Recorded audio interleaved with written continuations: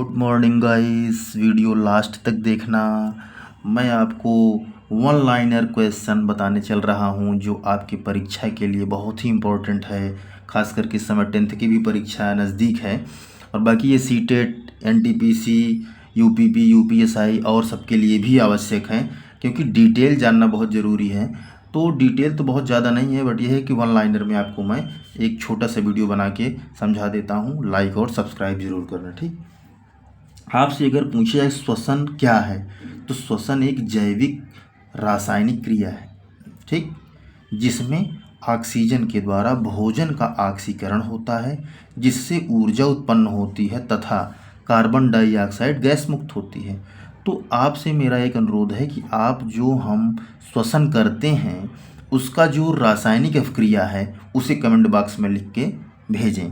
ठीक, अगला है ऑक्सीजन की उपस्थिति में भोजन के ऑक्सीकरण को ऑक्सी श्वसन तथा ऑक्सीजन के अनुपस्थिति में अनाक्सी श्वसन कहते हैं। ठीक, तो आपको ऑक्सी श्वसन और अनाक्सी श्वसन के बीच का डिफरेंस पता हो गया। ठीक, इसके विषय में आपसे ऑब्जेक्टिव टाइप क्वेश्चन में इस क्वेश्चन पुटअप कर सकता है। ठीक, ऑक्सी श्वसन में कोशिका द्रव्य में ग्लूकोज पाइरुविक अम्ल में परिवर्तित होता है।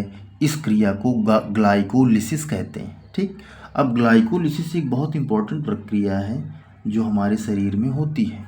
पाइरुविक अम्ल माइटोकॉन्ड्रिया में पूर्ण ऑक्सीकृत होता है तथा इस क्रिया को क्रेब्स चक्र कहते हैं। ठीक, अगर यही क्रिया हमारे अंदर ना हो तो हम मृत्यु को प्राप्त हो जाते हैं, हमारी मृत्यु हो जाती है। ठीक, यानी ग्लाइकोलिसिस प्रक्रिया क्या है इसका आप डेफिनेशन याद कर लेना।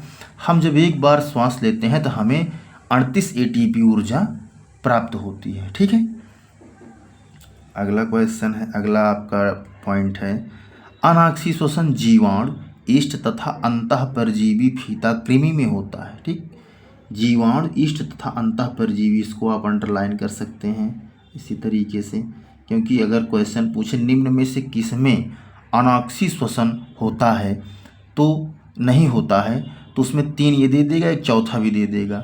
ठीक, तो आपको तीनों याद रहेगा तभी आप कर पाएंगे।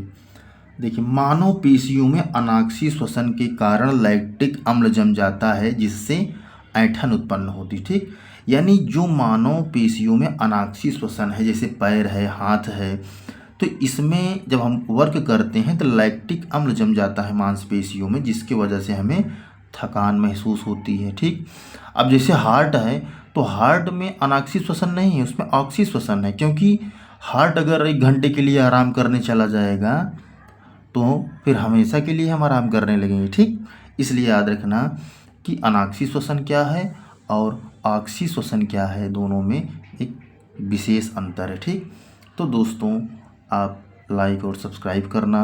आपको जो एडवाइस हो वो हमें कमेंट बॉक्स में देना। नमस्कार, जय हिंद।